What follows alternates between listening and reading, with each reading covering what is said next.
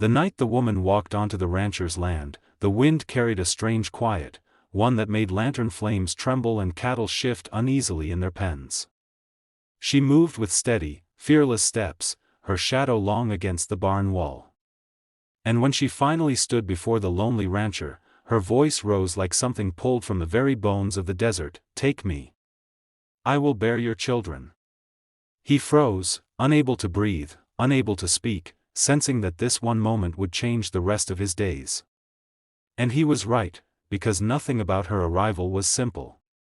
And nothing that came after would ever allow him to forget the price of saying yes, or the cost of turning her away. Elias Carver had lived alone for 7 years. Not by choice, not entirely. Loss had a way of tightening its grip around a man until even the open skies of the West felt like a cage. His wife had passed during childbirth, and the child with her. He had buried the two loves of his life beneath the cottonwood tree on the hill and never again allowed his heart to wander anywhere except toward work. Work was safe. Work didn't die. Most nights were quiet on the Carver ranch. A few coyotes, the groan of tired fences, the creak of the barn door left open by forgetful hands. But that night, there was something else. Something he couldn't explain. That he first saw her silhouette from his porch, a lone figure stepping out of the moonlit haze, wrapped in a worn wool blanket, hair loose around her shoulders. She wasn't trembling. She wasn't lost. She walked with the certainty of someone who had already made up her mind. Elias pushed off the porch railing and stepped forward, his boots crunching against the dry soil. "Ma'am. Are you hurt? Is someone after you?" She lifted her chin. Her eyes glimmered like dark amber. Her voice was soft yet unshakable. "My name is Taya. I have come far to find you." He blinked in confusion. "Find me?" "I have watched this land," she said, her gaze drifting to the barn, then to the house, then to him. "I have watched you. You live alone.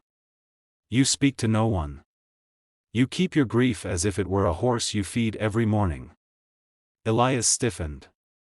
"You don't know anything about me." "I know enough," she whispered. "Enough to come here."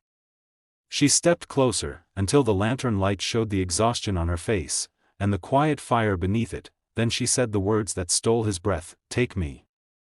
I will bear your children." Elias felt the world tilt. His throat tightened. No woman had spoken to him like that, not since the day he buried his wife under the cottonwood tree. "Taya, you don't know what you're asking," he murmured. "I know loss," she answered. "I know what it means to have nothing left. And I know that a man who lives only for his sorrow will one day drown in it." Her voice didn't plead. It didn't tremble. She wasn't begging, she was offering, but Elias turned away, rubbing the ache in his chest. "I can't bring someone into this life. I can't love again. I don't have anything left to give." Taya stepped beside him, watching the same night sky he was staring into. "You have everything left," she whispered. "You just don't see it." Something in her tone made him look at her, really look at her. Her cheeks were windburned, her breath unsteady, and yet there was a strength in her that felt ancient. A strength his heart recognized before his mind understood it, but before he could speak, a distant sound cracked across the plains. Gunshots. Taya flinched. Elias immediately stepped in front of her, instinct taking over. "Who's out there?" he demanded, her eyes darkened. "Men who want what I refuse to give them." The truth hit him as the second gunshot echoed. She wasn't lost, she was running, and she had chosen him to run to. Elias didn't hesitate. He grabbed Taya's wrist and pulled her toward the barn. "Get inside. Hide behind the feed crates. Don't make a sound." She nodded, though her breath came quick with fear. The moment she slipped into the shadows of the barn, Elias shut the door and leaned against it, trying to steady himself. He reached for his rifle, a weapon he hadn't fired since the day he swore off violence. But now wasn't the time to honor promises made to ghosts. Hoofbeats thundered across the field. 3 riders appeared, silhouettes hovering like wolves circling their prey. Their voices carried across the plain, sharp and taunting. "We know she came this way, rancher. Girl like that don't go far. We ain't lookin' for trouble, unless you make us.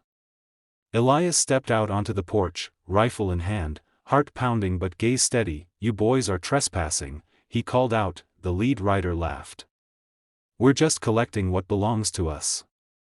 That woman's coming with us. Step aside. You'll step off my land before you take anyone, Elias replied. The men exchanged glances. Then the leader lowered his voice. She promised herself to us. Said she'd give us sons. We ain't leavin' without her. Elias didn't know whether Taya had spoken those words willingly or under desperation, but the truth didn't matter. No woman belonged to any man, not like that. He raised his rifle. You have one chance to turn around. The leader sneered. Or what? Elias fired a warning shot so close to the man's boot that dirt exploded onto his clothes. The horses reared. The men cursed. Next one lands where I aim it, Elias warned. The riders hesitated, long enough to see he wasn't bluffing. They spat, muttered, and finally pulled back on their reins. This ain't over, the leader growled. It is for tonight, Elias said. They kicked their horses and disappeared into the dark. The moment they were gone, Elias exhaled a breath he didn't know he'd been holding. His hands shook. His heart hammered. But he'd stood his ground, for a woman he didn't know, for reasons he didn't yet understand. He opened the barn door. Taya stepped out, her eyes wide, searching his face. You risked your life for me, she whispered. He shook his head. I didn't do it for you. I did it because no one gets hunted like an animal on my land. She stepped closer until her voice trembled against him. You will not send me away, Elias Carver. Not after this. He wanted to say yes. He wanted to tell her she was safe, that she could stay, that maybe, just maybe, her words had awakened something in him he thought had died with his wife, but he wasn't ready. Not yet, Taya, I don't know if I can give you what you want, he said softly. She placed her hand over his, steady and warm. You don't have to give me anything tonight, she whispered. Just let me stay. Let me live. Let me breathe beside someone who does not treat me like a thing.